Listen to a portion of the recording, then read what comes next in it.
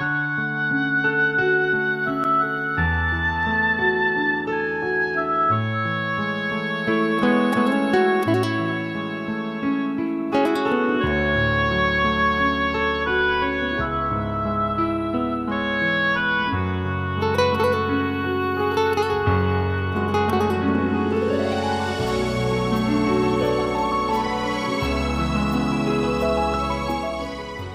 think most people, maybe including myself, or our mouth water or breathing will have germs anyhow. I don't know why. That's what they reported, no? The scientists, they have researched and they found that people's mouth water have a lot of bacteria. So when people kiss each other, they exchange a lot of bacteria. And it's a very generous amount. But even then, I'm very afraid to give you the food that's left over for me. So whatever's left over, I just throw it away. Because in case I'm sick and I give it to you, I don't know. So mostly I just throw the leftover food away, yeah? But according to that research, I don't have that many bacteria. So in case if you happen to pick any of my leftover, don't worry about it, yeah? Really. I just know that by accident. I didn't really have a blood test just to know that I don't have bacteria in my body. It just happened that I was very sick at that time. It was not very seriously sick. It was just an allergy, that makes you grow red pimples on your body and it's itching. So I didn't want to go everywhere and look like a monkey. Huh? So even though it was not very, very serious, but it wasn't very good looking. So I had to go and check up with the doctor after I took so many medicines and it didn't help. So I have to go and find out what is it and what medicine is the best. Because you can't just keep going taking medicine forever. Sometimes over-the-counter medicine doesn't help you. Then you must go to the doctor and have a thorough checkup to see what it is. Sometimes you take too much medicine, it doesn't help you. And on the contrary, it harms your body, huh? So if you take a few and it doesn't help, then you must go to the specialist, huh? And that's what I did.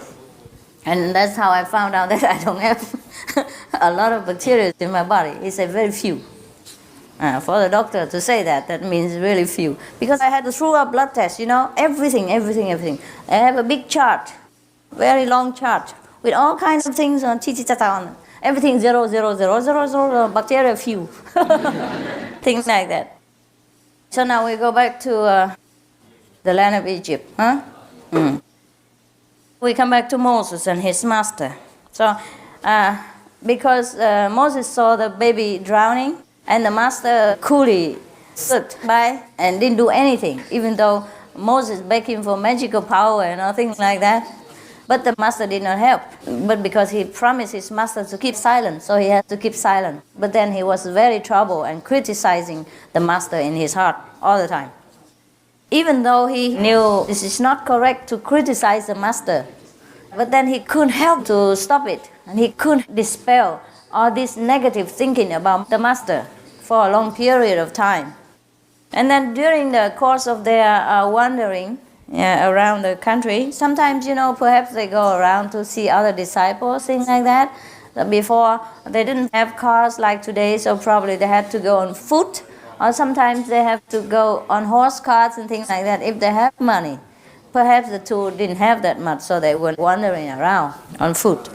One day they came to the seashore, and then they both saw a boat sinking with the whole crew members. So Moses, big mouth, couldn't help but open again. So he said, "Look, master, the whole boat is sinking. Did you see that? And the whole crew members are sinking. Can you do something about it?" Again. So the master said, "Shh, keep silent." That's all he said. So Moses, of course, didn't say anything else and kept silent. But his criticizing thoughts were increasing manifold. Very troubled was his heart. Very, very heavy and troubled. So when he got back home, he complained, not to the master, but to God. He Say, God, you told me to follow this guy. But you don't know what kind of guy he is. God said, don't talk nonsense. How do I not know? And Moses said to him, but you don't know, God. He saw a child dying, and he saw a whole ship sinking with the whole crew, 30-odd people on it, all dying, and he didn't do anything, not even moving his heart or blink his eyes. That's the kind of person that guy was. And you told me to follow him. So God said to him, it's you who doesn't know.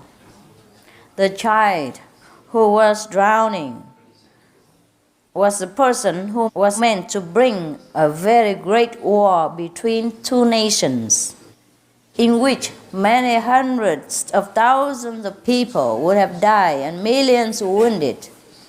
So it was good that the disaster befell him and that he drowned, saving a lot of people's lives.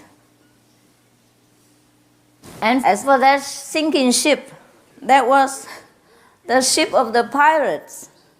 And the pirates supposed to go and make a very big plunder near the seashore port, very near where the ship sank. So it was good that the ship sank and all the pirates died. So to save the people of that town, not to be robbed and not to be killed and raped and all kinds of bad things done to them by these pirates. So now you know, all the innocent people have been saved by the incidents of a baby drowning and a sinking pirate ship. So now you must know. So, of course, Moses kept his mouth shut, finally, and his inside mouth shut. That is important. Not that because outside he doesn't speak, the inside he's quiet, as you have seen before. So you see, Moses was supposed to be a future master, of some kind at least, And then, during the disciple apprenticeship, he has been such a difficult and ignorant student. Can you imagine how much harder it is for any master to teach ordinary mankind with lesser intelligence and lesser wisdom and lesser merit? Because to be a master, he must be a very great man, a lot of merit, and a lot of wisdom already, very high-level person. And now to teach such a high-level person, the master must go through a lot of hardship like this. You just think Moses obeyed him and kept silent, that's good enough? No, it's not. It's not what he does outside. It's what's inside that will project sometimes harmful energy and sometimes very discomforting energy to the master. But even though the master kept silent and bear it all, doesn't mean that it doesn't hurt.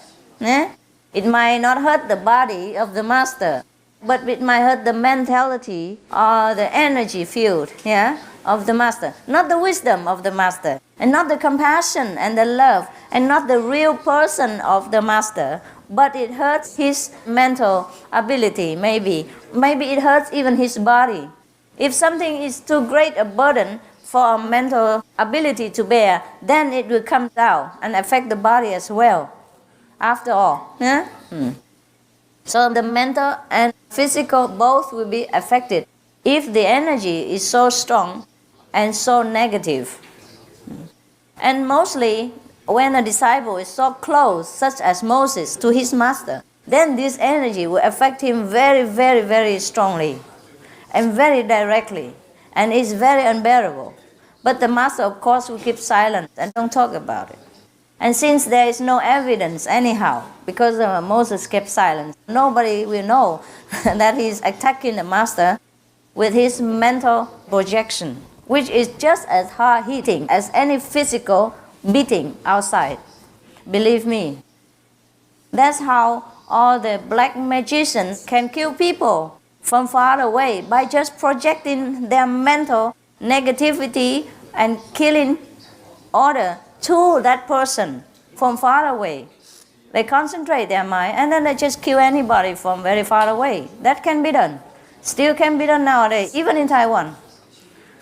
Or sometimes when you love each other, you even far away from each other, but you know, you can feel each person's loving vibration sending back and forth. Yeah, so that's a mental projection is very strong and important.